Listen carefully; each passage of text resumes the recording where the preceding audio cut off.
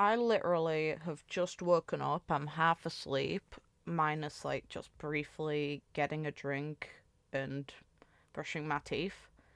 And this is up. Let's go. I didn't expect it this early, and I'd 10 minutes, man. You bet. Or even 3 against 1. I propose a toast to the 2 who are no longer with us. Oh, we're gonna see people gradually dying. It's not the same without them here. They'll both be missed. Even though San Hodge wasn't that much of a talker. And yet the news of his death rings loud and clear. A rallying cry in our hearts. Hero! He died a hero! Him and Bakita both! Now a second toast to the Pyro Archon, in whom we place all of our trust. That poor woman is gonna see all of these people die, and we know it. That I sucks. just wish she would have joined us for tonight. She should be here, sharing a drink with us. What is she up to? 500-year trip alone. If it were me, my emotions would be all over the place. Give her some time. This final toast is to us. Using the full barrel, alright. Both grim and glorious. Did they drink all of that themselves, or did it get shared between more people? Certain defeat tomorrow. We'll march to our deaths, eh? So, you ready to face it, Tupac? Defeat? Says who? Our sacrifice will feed the sacred flame, paving the way for true victory in 500 years. I am ready. Natlinese warriors don't fear death. I'm alright, Menelek. God. Let him sleep. Oh. Fearlessness is one thing, but to nap in the face of death? You don't see that every day.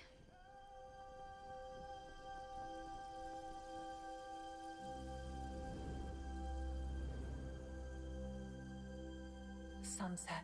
Is she wearing something The sky different? glows bright tonight. Just like the day I took office. Hine, what are you doing? Aww. Mom said you shouldn't stare at bright flames, or you'll hurt your eyes. And I heard that you're the brightest flame of all now. So Aw, I'm cute. covering my eyes. Her outfit looks so much better as well. What the hell? Arm away. Why haven't we got this? What the hell? This is rough. Oh, the... Cute. Cute. Wow! Your flames aren't blinding at all. They're so Aw. warm. Like I'm stunned you the could touch setting it, sun. considering the way her hair looks in Everyone game. looks at it, but no one gets hurt. Huh? Mavuika? Aw. Hine. Do you think there'll be sunsets like this in the far future too? Yeah, that's a shit loss. So this is where I meet my end. It's sobering. When Tanoch summoned us, What a guy. you should have seen this day coming. Hey, you recovered yet, Menelek? No. Clearly not. Look at his face. Oh? With a fierce battle to sober me up, I will be soon enough! Let's show the Abyss that if they want to take our lives, it's gonna cost them dearly. Friends, in this final battle, may you burn bright until the end. Natlan will remember this day.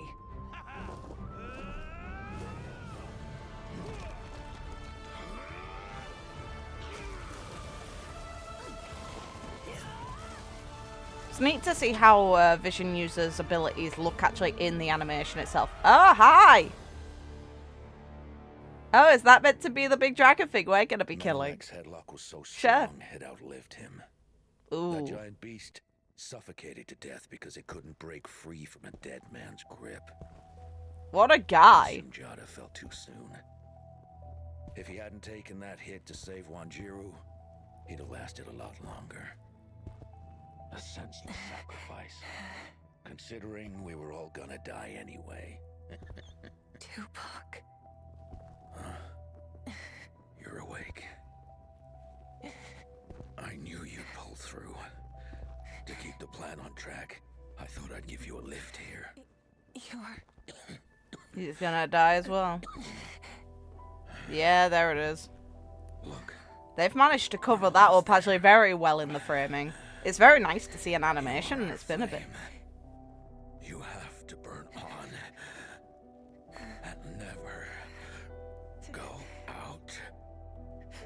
And this might be her last moment seeing him. That's rough. That's super rough. Oh, there he is. She's gonna be left all alone. Ugh.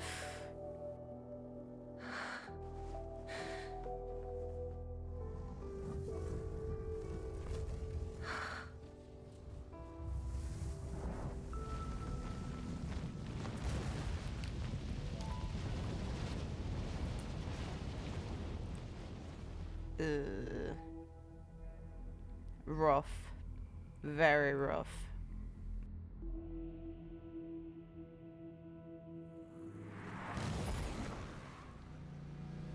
The motorbike is so out of...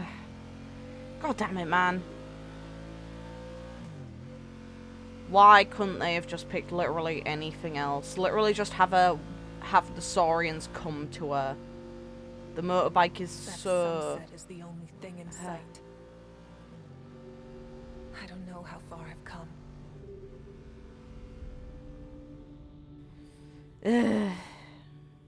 Oh.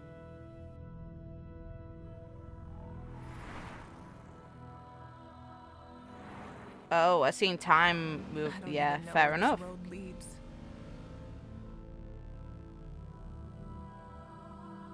Oh. Where am I heading? I can't remember. Seeing a sister that was rough. I feel lost, but this is the only road there is. Oh, there she is I again. guess maybe I'll take a break.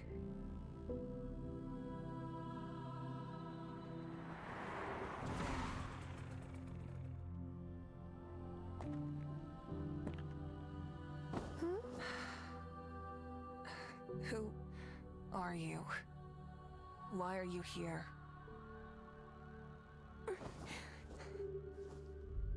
I'm waiting for sunset.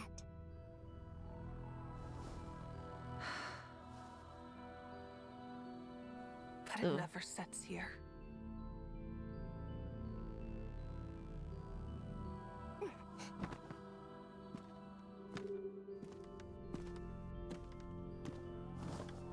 It will. When the time comes.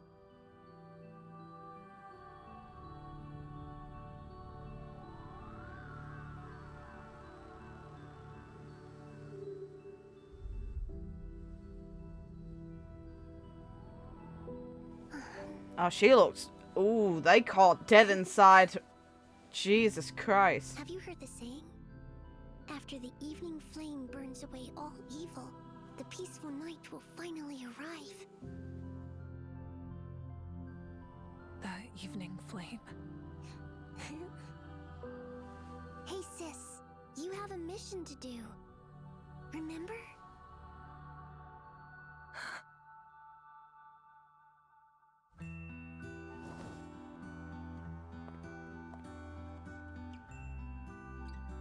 No.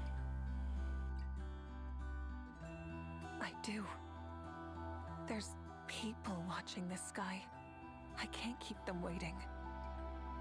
Hine...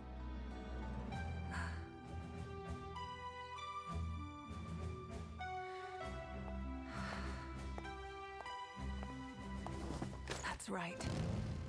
I never lost my way. I'm still on track.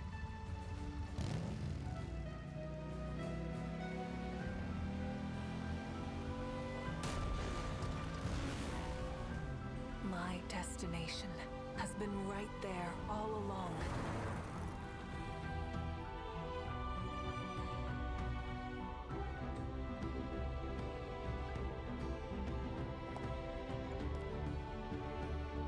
We all have made many sacrifices and faced our inner demons.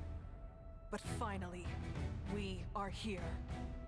Okay. Natlan has suffered long enough. By nightfall, this war will be over!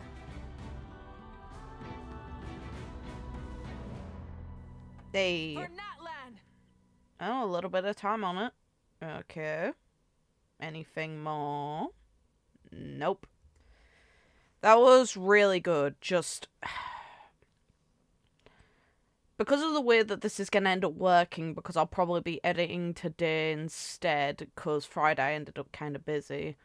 Eventually, at some point this week, you'll see how I reacted to the special program and how unimpressed I was at certain things in it. One of them being the motorbike usage and how out of place it feels in the entire game. I personally feel they could have integrated the Saurians in that position, considering, you know, they're meant to be an ever-present thing, and the thing we use to get around, if you don't own the characters for the respective tribes, the Saurians themselves are really necessary for us. And also on top of that, we see her utilizing a Kukusaw in the very first moment we actually got her revealed to us. I don't like the leather black outfit for the motorbike. I don't like the motorbike itself. I think it's really out of place compared to everything else. And it feels like they're not utilizing the really cool kind of environment that they've set up by integrating all this technology that just feels super out of place. They essentially gave one of the characters wireless earbuds. That's kind of weird in this game, especially when Snezhnaya, of all places, the most advanced we've seen from them is Catherine, technically, a robot. And the more advanced previous civilizations that seem to have been on par of understanding this world, the most advanced things we see from them are the ruin monsters. And then nothing kind of like the stuff that's in Natlan currently. It just feels a bit weird. It's tonal dissonance, and it makes it kind of hard to get entrenched in the atmosphere because it feels like it doesn't make sense or work for what it is. But I really like the idea of Mavuika's struggle through the past 500 years. It also makes her kind of similar to Farina in a way. I'd say Farina had it kind of rougher in a way because obviously she had to lie the entire time and we saw it breaking her down. We know Mavuika was kind of unavailable for a period of time, but losing your friends and your family, it would suck. Hers is kind of a... She existed in a very unfortunately sad human way, and kind of makes a point of why things like immortality wouldn't be a good thing for a person, because everything else around us would die. But I'd say in Farina's case, she was never allowed to be herself and never cared for as herself in that moment. She had to lie, she had to keep up the act and make an ideal performance for a chance to save everyone. At least Mavuika did get to be herself in the end, which is why I'd say it's more painful. Either way, every amount of pain is different, and the way people will view it will be different. I think that Mavuika's been through a lot, and as a character I have no issues with her at all. If anything, I really like her and she will come home.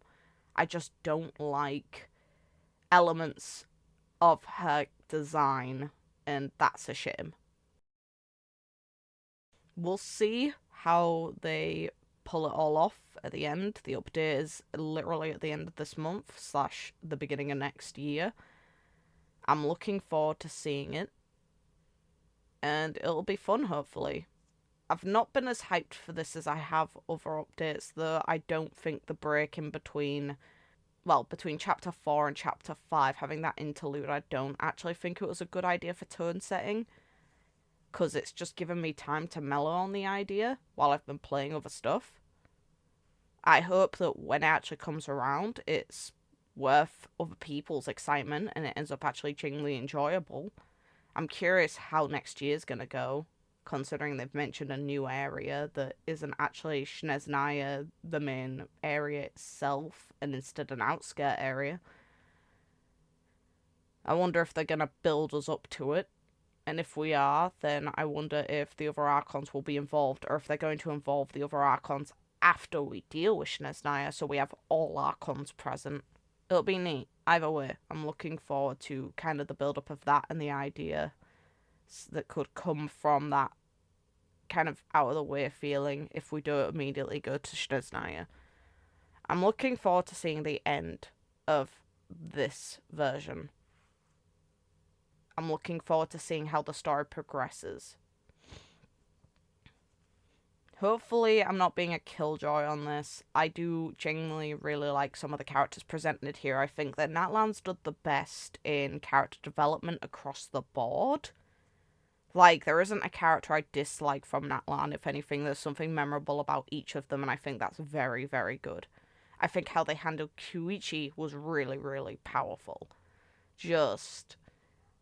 I have a fondness towards... I'd say Fontaine's cast hits the hardest for me. The members of it that are good are so good, man. Are so good. Meanwhile, I'd say... Sumeru has some really, really hard hitters, but I'd say they don't reach the height of Fontaine for me. Liyue and Mondstadt and Inazuma are lacking in comparison. I'd say in Inazuma, the hardest hitting characters are literally A and Kazuha. The rest of them don't really hit very hard for me. I like them enough, but they're not very significant to me. And then both Mondstadt and Liyue, I think that the characters, when it came to their impact, was lesser by a significant amount. We have time, though, to develop Zhongli and Venti, who are the original Archons of their respective elements, and know probably a lot of stuff that they're not telling us, and we know that they're hiding things from us on purpose and can't discuss them. So hopefully, eventually, we'll actually get some secrets out of them that might actually change how we view both of them. Because in a way, they're kind of complicit to the heavenly principles. Not that they could probably stop it, but, you know. Just taking it on the chin is kind of questionable depending on how... It depends on the malice behind the actions, because our interaction with the heavenly principles is so limited, but we know things that they've done in the world. But the thing is, we also know the concern of the Abyss, and we also know the concern behind what Carnaria was involved in. So, is it able to be justified and rationalized? Because I don't think you can fully justify it, but you can maybe rationalize the action and make it not an evil act. Because necessary evil might actually be something that is kind of significant here. If what they did was necessary, then that might actually help things. If it wasn't, and they just did an extreme action, then we're probably going to have... The way we're going to view them is probably going to be a more malicious force. And I think that matters for the story. And I think it impacts the development they could give an eventual character tied to that. Because I do think that we should interact with that character.